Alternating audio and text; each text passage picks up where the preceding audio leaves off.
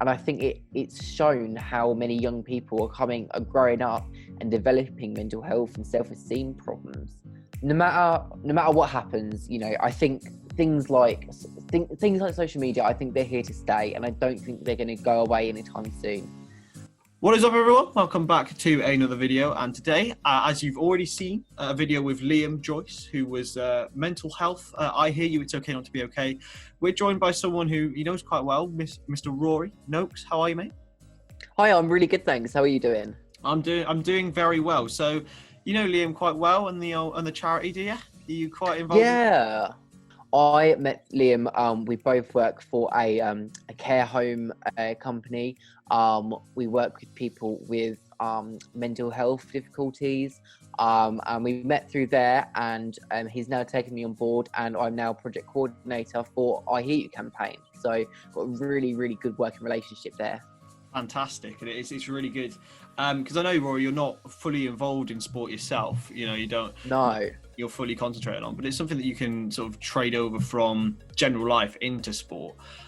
So first off, talk to me about sort of your experiences with mental health. Is it something you've always been quite passionate about?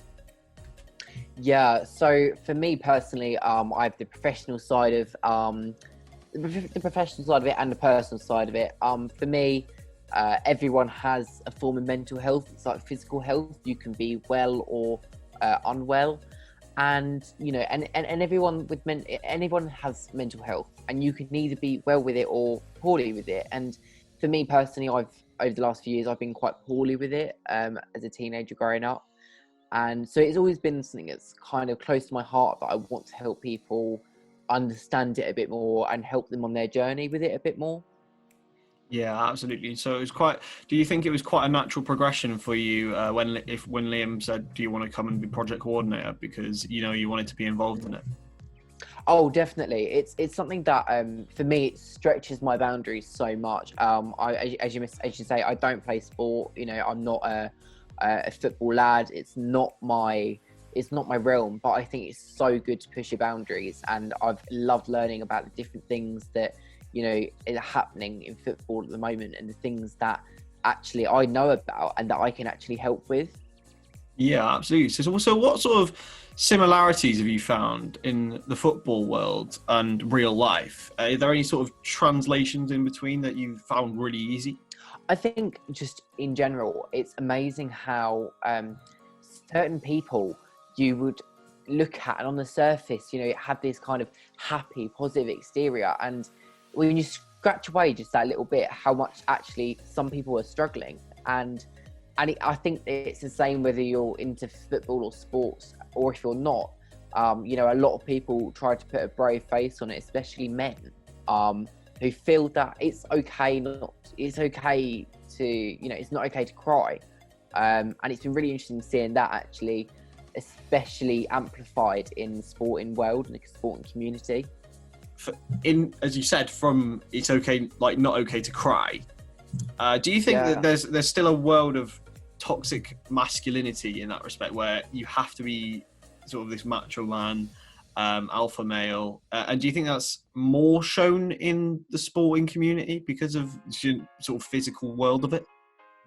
Oh, definitely. I think that there is especially in the press and the media, and especially social media with apps like Instagram and things like that, there is such a there is a way that a man should behave, and there's a way that a man should look, and there's a way that a man should be perceived, and it is this rugged alpha male, muscly type of guy who can do whatever he wants. But realistically, we both know that's not the case, and I think it's really important that men understand, and especially their families understand that actually behind closed doors, that's not the case.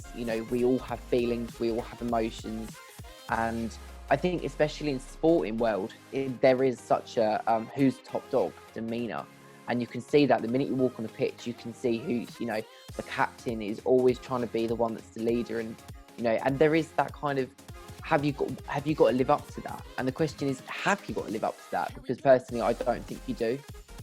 No, and you mentioned social media. Obviously, you've grown up and you've seen the development of that, as I have, you know. How much of an impact do you think that has on a person's mental health? Oh, massively. I mean, my experience with working with social media is a lot more, it's more with women and the women population, and with things like Photoshop and, the fact you can download face editing pictures or body editing pictures online. I think we forget that that's not real, and that is staged to look a certain way. And it's really important to remember for ourselves that we haven't got to live up to that. They are showing the best of the best, and it's still edited. You know, not everyone is going to have that perfect backside with with no wrinkles. No one's going to have, perfect six pack with, big bulky arms, because not everyone's like that. And it's not true. And I think it's shown how many young people are growing up and developing mental health and self-esteem problems. And you can see it. And yes, it wasn't talked about, 10, 15 years ago. And it wasn't as common theme of conversation. But why all of a sudden, as all these young people coming up and speaking out, going, I'm struggling, there's got to be a link there somewhere. Yeah, it's something that I've really quite experienced during my school life, is that you've seen girls and boys, how suffer from different problems in that respect, and especially amplified by, as you mentioned, these apps and stuff like that. So what do you think needs to be done about it, and what's the solution to that? Oh, wow, that's a question.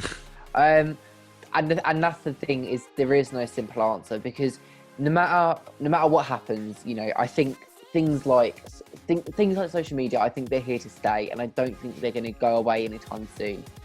However, the education, I think, that especially young people have, and the group that have missed it, and I think the group that missed the education around social media is the kind of age group of kind of 20 to 40, because they're using it and it's there, but it was never there when they were in school. And there's been very little education around actually what is real, what's fake around on the internet. Is things like fake news. It's out there, and it's trying to distinguish between what's real and what's not. So I really think educating the general public and people that actually are using this, to understand the benefits of it. Like, we all like a bit of eBay shopping, Facebook Marketplace, online shopping is great and it's brilliant. And, especially through this whole pandemic, it's been a lifesaver for so many people.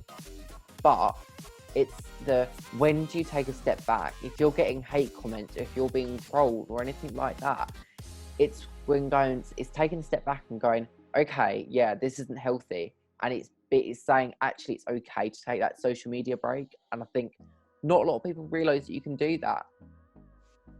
I think our goal is all very similar. My goal right from the beginning, and Liam will probably kill me for saying this, but my goal from the beginning has been to challenge Liam. We have a really good working relationship, and I love the ideas he has, and we bounce off each other really well. However, I still think that no matter how well you're doing, you need to be challenged, and you need to have someone going, have you thought about this? Have you thought about that? And I think for all of us, the main goal is to kind of have, in all grassroots football, in all, in going all up to the Premier League, having this atmosphere where you can speak out and no one bats an eyelid, and it's just like, okay, so-and-so struggling, that's fine, so what, so be it. And I think that's a really I think that's the goal, and it's not going to happen overnight, and it's not going to happen in the next year or so. This is going to be a long process.